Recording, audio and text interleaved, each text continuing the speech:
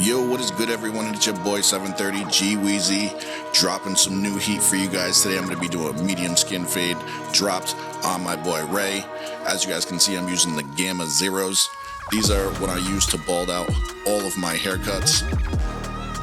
If you guys are interested in any tools, you guys could go on the S.CRAFT or Gamma website, use discount code 730 G Weezy. Right there, I got the Metal Instincts. Now, I'm going to tell you guys in this haircut, I'm going to create my guideline, then I'm going to work from the top of my fade and fade down. With that being said, I'm going off of the natural curvature of the head with my 1.5 guard, and I'm creating the top of my fade based on what the head shape is, what it allows me to do.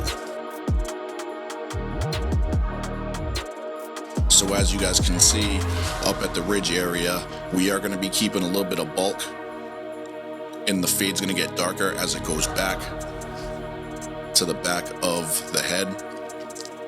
But right now I'm just creating the top of my fade with my 1.5. Now that doesn't necessarily mean my 1.5 guard is touching the head the whole time. Really, when I'm coming off of the shape of his head, the top of that's probably like maybe a 2.5 or 3.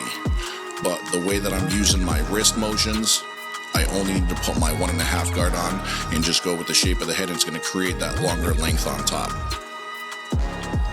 Then I'll put my 1 guard on, and I'm fading into my 1.5, still using the same shape.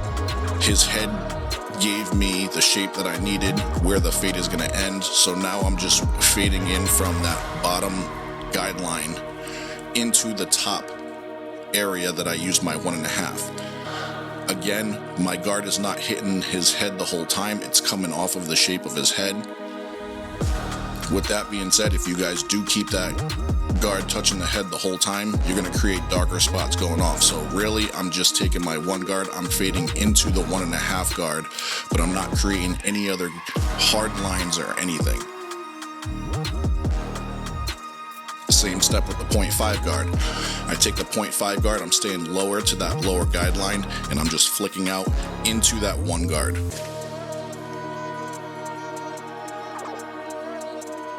And I'll just keep moving back and forth till I'm happy with the results. In my mind, I already know where my gradient is going to start, where it's going to end. I got a separate pair of clippers that I use for the bottom guideline. I'll use these, I'll leave it open, I'll go over it with 1 pass, then I'll start closing it until I eliminate that line.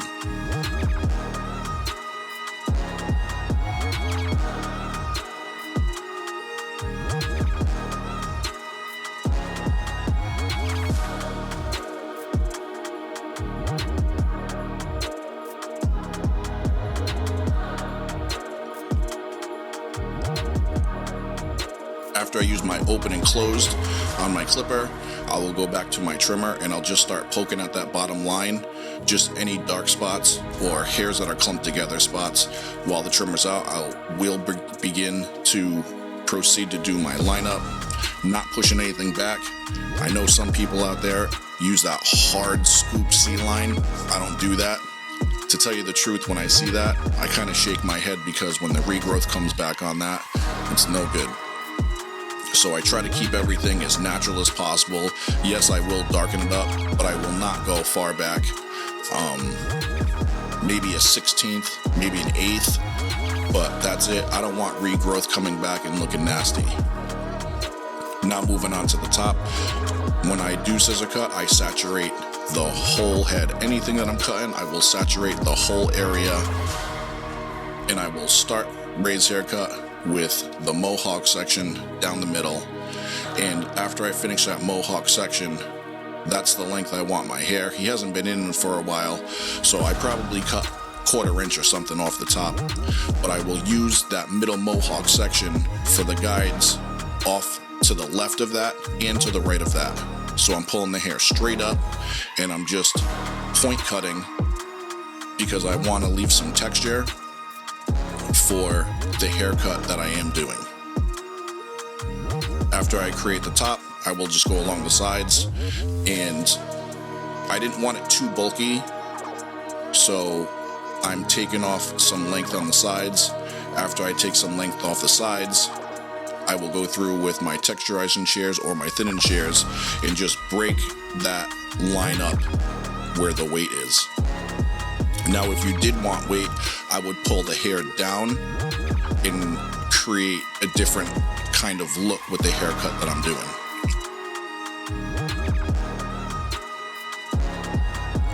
I will blow dry everything.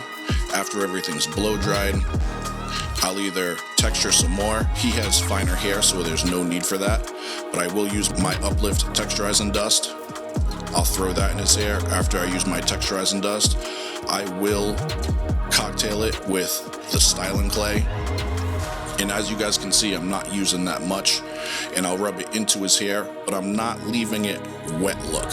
I want a nice dry look with some nice texture. Ray actually has great hair for this, so I'm just kind of shoe shining it. I know a lot of people don't know what shoe shining is, but like, you're not getting into the scalp, because you guys do know the wetter your hair looks, the finer it looks, or you can see through it. So I'm just brushing the top of the hair, working in that powder, and I'm just getting the texture that I want, and I'll just play with it a little bit more as I go. This is his final result. If you guys have any questions, anything, leave them down in the comment. Let me know what you guys think. Share this to someone that might need to see it. If you guys are looking for any other specific videos, make sure you guys hit me up. Leave it in the comments. Make sure you follow on Instagram, 730 GWeezy.